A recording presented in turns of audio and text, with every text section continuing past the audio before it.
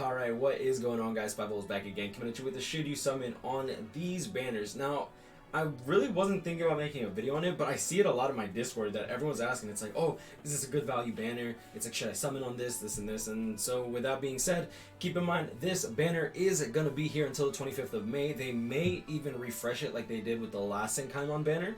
I'm not sure what they're going to be doing in that regard, but you do have a prominent amount of time to actually summon on this on these banners. So don't think you're in don't do this in a rush. Think properly and figure out exactly whether or not you need these characters or you just want these characters, right? If you can complete Path of Valor and Warrior's Path, you shouldn't have to worry too much about this. Now, for the newer players that are trying to get into Senkaimon to begin with, honestly, going into Warrior's Path, I would work on your accessories and then go honestly, just go right into Warrior's Path. That's the main that's going to be your main form of revenue in terms of getting like your orbs back, getting the Senkaimon Zangetsus.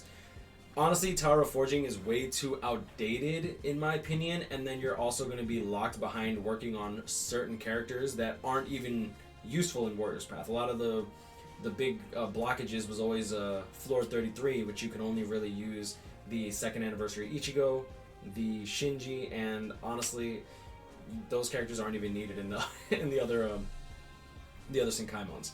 Tower of Ordeals is not bad. I don't think that that's bad value if you were working towards Tower of Ordeals instead of Path of Valor. I do think Path of Valor is a bit harder, but I don't think that Path of Valor is that much harder than Tower of Ordeals, but I do believe that you should be working on Transcendence before you try to take on Path of Valor. Tower of Ordeals came out when we didn't even have Transcendence, so just yeah, just a little food for thought. Either way, let's just get right into these banners. Shout out to Soldex as always. Link will be in the description down below to Discord. Feel free to join. We have the BBS news and everything like that over here. So yeah, either way, let's just get right into the video. First and foremost, this banner does have Kid Byakuya, Tekiori, Orihime, Mayuri, and Rukia. And then the main banner focus will be Grimmjow, Rukia, and Byakuya. I was going to call him Kaien for some weird reason. But yeah, either way, honestly, this Grimmjow, I feel like he's kind of out... I don't want to say he's outdated. He's absolutely useful. He's not a bad character per se. 786 spiritual pressure, strong attack recharge 14% with a hollow killer. He's a melee unit, so honestly, I do feel like a lot of people are going to have 1000-Year Blood War Tosho or Nemu by now. Or even Shinji.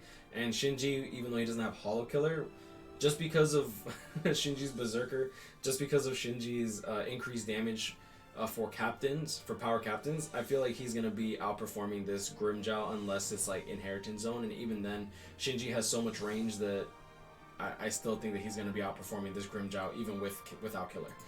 Going into the skills, Berserker 20% but no Havoc, Debilitator plus 2 seconds for his poison, Devastation 40%, Bruiser 20%.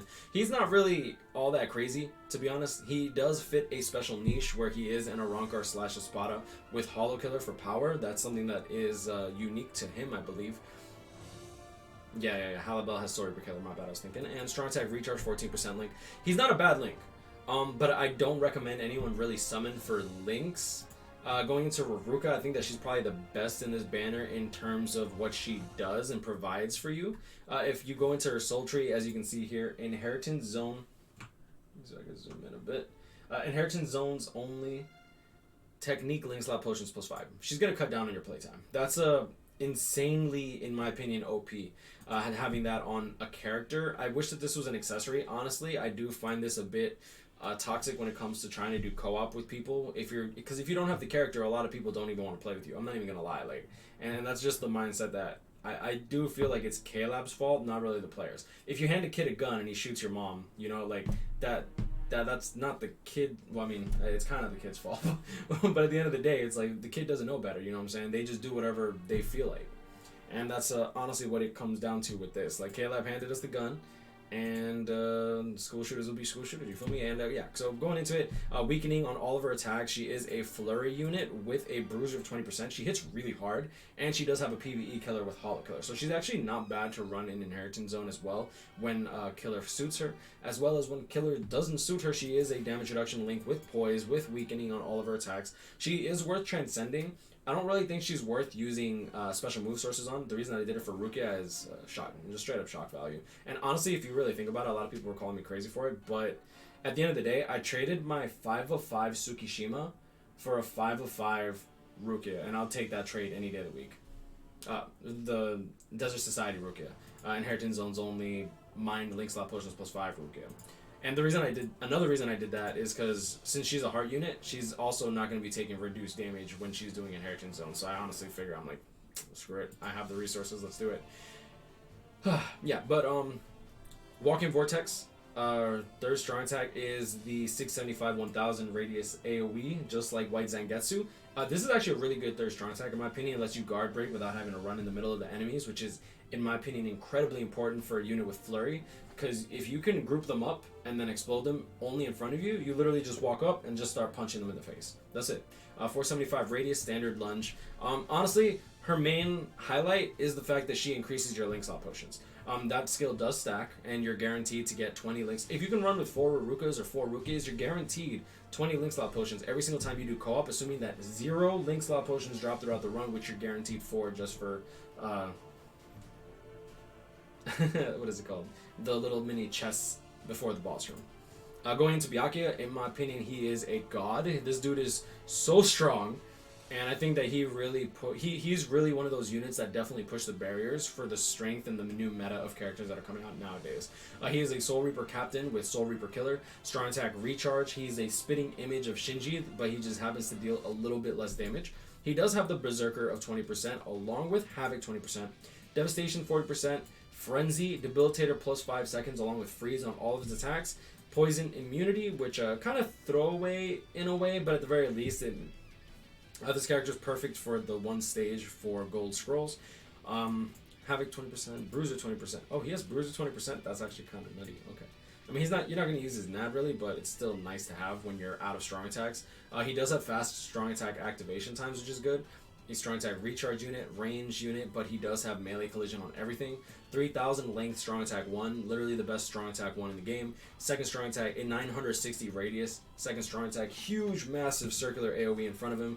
One of the best in the game, if not the best in the game. I actually personally like this one the most. And strong attack 3, 1200 radius, full screen third strong attack. Not quite the AoE in front that I personally like, but hey, a full screen third strong attack with Havoc 20% is amazing. So yeah, these are definitely the highlights of the banner. Going into the following banner units, as you can see here, Kuchiki Byakuya, you probably have him by now, trying to summon for the Stern Ridders. My bad, I was thinking of Nazis, but yeah. Strong attack recharge, no affiliation killer. I feel like the no affiliation killer holds him back, but he does have a stage in Path of Valor, so he does excel there. He does have Havoc 20%. He doesn't have Berserker, which I feel like is the main reason that he kind of falls behind. Because if he had Havoc 20% and Berserker 20%, that would kind of nullify the no affiliation killer that he has that holds him back a little bit. Caleb has done a better job with including more no affiliation enemies, but I mean, it's still not really wanted, I suppose. That's why they gave Mugetsu no affiliation and Hollow Killer, despite him not being a tag team character. Weakened defense, along with the devastation, means that he's going to be dealing a lot of damage with his ultimate. When no affiliation killer times 5 happens in Guild Quest, he might actually be a very, very good contender for nuking. I wouldn't really recommend transcending him unless we get confirmation that no affiliation is going to be one of them. But he does have laceration, which means that you will absolutely neuter the bosses in Guild Quest. And honestly, with the laceration in the Path of Valor stage, you'll be able to take care of the boss even if you don't one-shot him, which I think is good. A strong attack recharge, he does have frenzy, like he does have crazy high spiritual pressure, and like that alone, the strong attack recharge and 778 spiritual pressure means that he's going to be a very, very good link at worst, right? Going into Hiyori, personally, I actually really like her. I don't think she's OP or nothing like that, but she does have a Hollow Killer with a normal attack damage link of 20%. She has Poise, which is good, along with the Flurry. No Bruiser 20% or 30%, but she does have the link at least. Weakened defense on the special, so her special is actually useful. Poison immunity, Devastation 20%, kind of throwaway. Berserker 30%, kind of throwaway. She does have a Vortex for her second strong attack. Lunge, first strong attack. And strong attack 3 is the 975 AoE in front of her, which, like I said, I actually like these on Flurry units because you don't spread the enemies away from you by going into the middle of them. Yeah, so I personally like this Hiyori. She's very good in epic raids as well. Titsumigi. I don't really like this character, but at worst she's a Chronicle Quest bonus character, so at least you can make use of her there. Strong attack recharge minus 12% with Human Killer. Honestly, the stages with Human Killer, you're better, in my opinion. I personally prefer to use characters with Burn or Poison just to cheese the stage, because they're all boss stages, right? There's 3 bosses, and I'd rather just take my chances on just burning them. And usually characters like, if I can get up to the Uryu, characters like Uryu with burn on all of his attacks, including his special, which means you have a 100% chance of causing burn. Like, you can make better use of that instead of having to use the Mayuri or Orihime, in my opinion. That way you don't have to like link slot them or anything like that. Yeah, I like this Mayuri personally. His design is really funny because he's actually riding Ashigoshi. I think I hope that's his name. Ashisogi Jizo. Okay, my bad. Jesus. Butchered the hell out of that. Strong attack, recharge, link at worst. Frenzy, enhancer. He is a team boost as well with paralysis on everything. But yeah, like I said, I feel like he came out during a time when they were kind of just like not really caring too much. If I go into his attacks, strong attack 1, 350 range collision. First strong attack, ew. 900 radius with no havoc, 20%. Ew. I actually like this Rukia. Personally, I think she does her job very well. The stage which you use her in with the no affiliation killer does have a lot of freeze stuff present, so you actually, in my opinion, can make use of her there.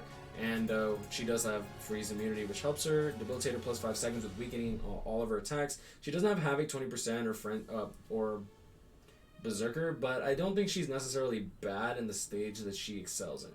Frenzy, you don't have to link slot her. She has weakening on everything. Her third strong attack is a 900 radius, which in my opinion kind of sucks. But, I mean, it's not too bad. Range collision, first strong attack. Second strong attack is a 575 radius lunge. Let me see this. 575 times 1.2. 690. Interesting. Okay. I wanted to test something out with Havoc. 690 is actually not bad. If she had Havoc, she'd actually be pretty damn good. Going into Soifon, I don't think there's anything too bad about this Soifon. Sword Reaper Captain, Hollow Killer, strong attack damage 25%. She does have range collision on her first strong attack, which I feel like holds her back. Enhanced Link, but only 6 skills total, as opposed to the 7 that most characters are coming out with nowadays. Frenzy, Debilitator plus 2 seconds, Poison on all of her attacks, which I think is actually not bad, especially for Senkaimon stages. Being able to push the enemy back in Senkaimon stages when it's a boss stage is really, really good. She can cheese bosses, the 625 to 0, you get multiple hits in, because you do have the Vortex, right? Yeah, 10 hit Vortex. This is the second strong attack. Second strong attack, first strong attack are excellent for boss stages in Senkaimon, and her strong attack 3 is just a regular full screen third strong attack. Nothing too fancy to write home about, but I mean, she does her job. I feel like she's I don't want to say clone of Neliel, but like she does what Neliel does also. Neliel burns, she poisons, same stuff. I think that this is where, oh yeah, okay, so we're going into the next banner. So that's the Soifon, Sun-Sun, and Kaien as the mainstay banners. Kaien is a god. Like, he is so strong. And, yeah, sorry, you see me fangirling already. Alright, so Soul Reaper with the Ronkar Killer, strong attack, recharge, minus 12%. He's not as fast as TLA Soifon yet. As soon as... I do believe that as soon as TLA Soifon can no longer one-shot, he's going to be excellent in everything that he does. He does have Berserker 20% along with Frenzy. Almost 800 spiritual pressure. This song is not cute. Do we have like... So I have some like... Okay, there we go. Alright, Sprinter plus 1, Frenzy. Yeah, that's better. My bad. Havoc 20%, Berserker 20%, Frenzy. Debilitator plus 5 seconds with paralysis on all of his attacks. He does have a charged third strong attack, which I personally didn't like charged third strong attacks. However, with Havoc 20%, that 900 radius third strong attack becomes 1080. And that is... One, that's bigger than a full screen. Two, you're getting more damage than your special move. As you can see here, the magnification when it's charged is 240. Your special move is only a 150 mag attack, which means that you're going to be dealing even more damage than a special move. What is, let me see, if I do 150 divided by, what was it, 240? Yeah, so you're getting 37.5% more damage. That's nice. That's really, really nice. Second strong attack is the Shockwave. Second strong attack. I personally don't like this strong attack all too much, but when it comes to like going up against bosses such as epic raids or boss stages in Senkaimon, this actually deals a ton of damage. You'll see that the magnifications is 160, which is even more than the third strong attack. Keep in mind that this splits off into 8 attacks, so you have to be right up on the enemy's ass in order to actually nail this down. Strong attack 1, 570 standard, lunge, just a very, very strong character in general. And I do feel like TLA Soifon is currently better. However, like I said, as soon as that TLA Soifon needs multiple strong attacks in order to do her job, she's not going to be able to flash step around because she's going to have to come back and finish off the job over and over and over again. Whereas he's probably going to be able to one-shot everything. Going into Sun-Sun, I don't think she's really all that great. She plays like a range character, which is really, really weird. Rankar with Hollow Killer, strong attack recharge minus 12%. There's plenty of competition in tech for Hollow Killer reset. Where is Hollow Killer? You got FBI there. Pop. Yeah, like there's way too much competition for Hollow. This Rukia is amazing. Hiyori's great. A full bring Ichigo when he gets his resurrection. I'm very excited for that Ichigo, I'm not gonna lie. Alright, so yeah, the Sun-Sun's okay. I don't think she's crazy. Frenzy, but no Havoc. Bruiser 20% in long reach, but like you're not using her for her NAD. Fire immunity, who cares? Devastation 40%. Her special will deal more damage, but this is like on every single character. Like I don't think there's any character here that doesn't have devastation. Yeah, devastation 40. Like even this Hiyori has devastation 20%. So like, yeah, underwhelming. In my opinion. Third strong attack is the White Zangetsu third strong attack. Pretty good. Deals a good bit of damage. Second strong attack, 2000 speed. Range collision. Melee collision on the first one. She does. Oh, her first strong attack is the nice beam that we get nowadays. Like the 3000 radius beam. But since she doesn't have Havoc 20%, it's only 2500. So I feel like that does hold her back a little bit. But I mean, it's not a bad unit. I feel like she just could have been stronger. Like if they gave her Havoc or Berserker, I think she'd be so much better. But to be fair, she also came out during a time that they weren't doing that to people. Like not even Mugetsu got that, and he came out towards the middle, like towards the end of the beginning of the second half of 2019. Yeah. Hachigen, I think he's actually pretty good. I think he's a good support unit. Strong attack recharge minus 12% with Hollow Killer for speed, but that honestly speed is so flooded with Hollow Killers, it's actually not even funny. Like if I go over here, click Hollow Killer, like you have Yamamoto, Okiura, Nelyel, Hachigen, I was gonna call her Yachiru, Yoruichi, even Renji, Sajin, Nanao. Actually, Nanao's kind of but like I like Nanao. You got Shunsui, Lisa. These are two very, very good characters. And yeah, I mean, like the rest are nothing special. But yeah, honestly, I feel like this Hachigen is more leaning towards support. He's not bad support by any means. So weaken immunity, throwaway ability, debilitator plus 5 seconds, paralysis on everything except for the barrier attack, frenzy, devastation 40%, sprinter plus 1, bruiser 20%. First strong attack is the nice beam. Second strong attack is the 575 radius barrier attack, and then he has a full screen third strong attack. Not a bad character, but the 40-second cooldown. I really think that the barrier should be a 30-second cooldown. I feel like the barrier is not really that OP because your teammates only get your teammates get one little barrier to protect themselves, and sure you get 3, but I feel like your team should get 3 as well.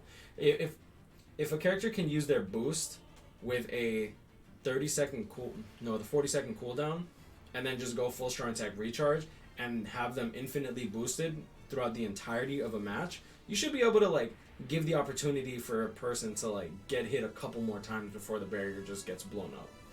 That's just my opinion personally. I get the whole get good stuff, but honestly, when it comes to like extreme co-op, if you have killer disadvantage, you're taking like 1500 damage in one hit. If you're not stacking a bunch of defense. So honestly, I feel like I feel like Barrier could use a buff, in my opinion. Compared to like Boost and the debuff that Askin has, yeah. Kukuku, them healthy milk sacks. I mean, she's kind of OP. Like, you can look at her, put her poster on the wall, maybe get it a little sticky. Alright, let me stop. No affiliation with the Rancor Killer, only one of her kind. She does have a stage specifically meant for her, but honestly, you can use an alternative character for that. Strong attack damage Link, in my opinion, kind of outdated. She does have Frenzy, no Havoc, Debilitator plus 5 seconds with paralysis on all of her attacks. She does have Kaien's Spear, which is that Kaien's Spear? I feel like that looks a little too naked to be Kaien's thing. Am I going crazy? I feel like I'm going crazy.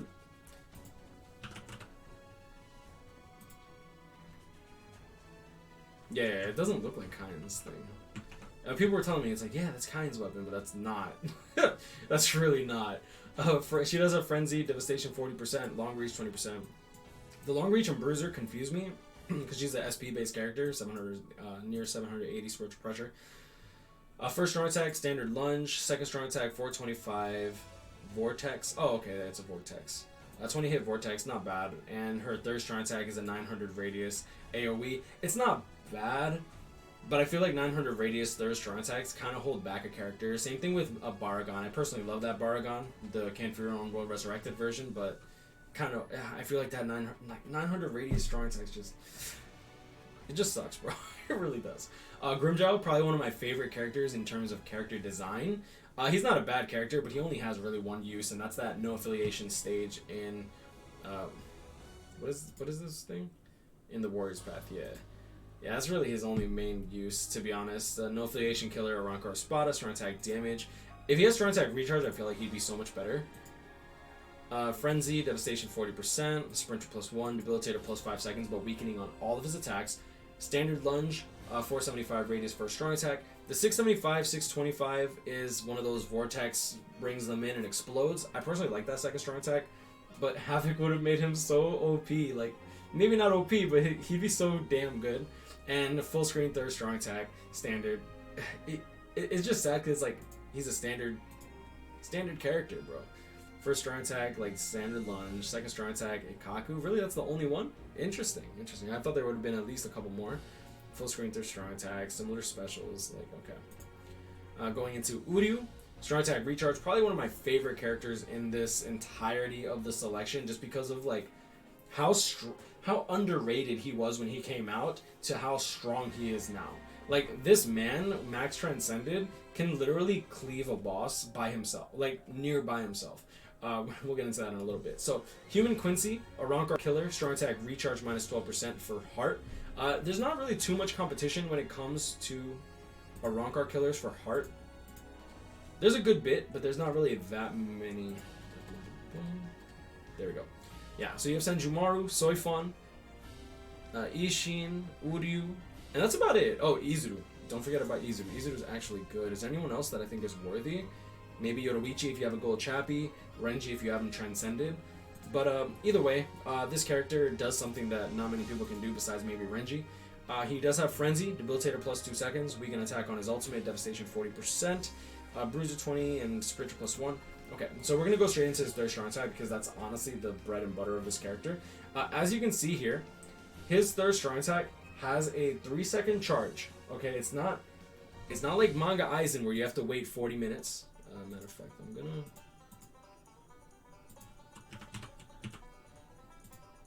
Why'd they do this to my man Aizen, bro? Like, I can't, bro. Soul Society, this. Strong attack 1, there we go. Okay, so strong attack 3, you see this magnification of 480%? You have to wait 24 seconds for that. Now, sure, this is full screen third strong attack, so you don't have to like properly aim this. Uryu's, you definitely do. But 480% magnification, but if you go, it's a 3-second charge, and if you're doing this in epic raids and you have them like max transcended, you could take off a good like 25 to 33% depending on your gear off of the boss with just one attack in the beginning of the match. What we like to do, personally, during the Mugetsu and Uryu buff stages, I ultimate with my Mugetsu, and then we have 2 Uryus line up and use their third strong attack. They charge it up. They charge it up right before I use my special. They get up right up to the boss, and blast out like maybe 70 to 80% of the boss's HP within the first like 5 seconds of the round. That's what we do. So someone boosts, I use my ultimate. They have their third strong attack charged up because I wait like 5 seconds beforehand. They charge up, they blast off their third strong attack fully charged up, and GG. That's it. That's epic raids for you, honestly. As long as he's bonus, of course. But no, I mean, he does his job. He does his job well, and at worst, he's a Chronicle Quest bonus character. This character actually, in my opinion, has a lot of value. I don't think he's OP or anything like that. In standard co-op and standard like PvE content, he's not going to be too crazy or anything like that. He's not going to be bad, but he's not going to be crazy. But when it comes to like bosses, I'm not going to lie. Uryu got that big black 12-inch Mandingo, you feel me? Like, he has it, bro. He has it. He might be pale as a rock. Might be pale as like a rock that you find at the beach, but he's got the sauce. He's got the sauce. But hopefully this video will give you an educated guess on what you should be summoning for. Let me go here. Yeah. So, like I said, not bad values. I'm going to make a video on these some other time because I feel like I don't want to make... This is already a 30-minute video. Shake my head, bro. Okay, yeah, whatever. Anyways, like I said, hope this was able to give you an educated guess on whether or not you want to summon on these banners. They're not bad value banners. Not by any means. But remember that K-Lab last month kind of shut down in terms of the orb output. We actually got 1,736 orbs. So you can correct me on that. It's on the Reddit. But yeah, normally they give us approximately like 2,000, something along those lines. Usually it teeter-totters between 1,900 and 2,200. But yeah, I mean, they cut back last month. So just keep that in mind. Be very, very careful with your orbs, guys. And yeah, you know, those guys going on. Catch up, pick me up, stay blessed. Thank you so much for being able to make it to the end of the video. I appreciate that very, very much. Y'all have a blessed day, and I'll see y'all in the next one. Let me know, yo, if y'all summon on this, you feel free to send me screenshots of people's tweets. So one guy tweeted me his Rukia summons. Bro, my man has pulled like 3 Rukas in the second step. I was like, that's dirty, bro. Like, I wish. Anyways, I'm gonna leave it at that. Stay blessed, y'all. See y'all next one. Peace.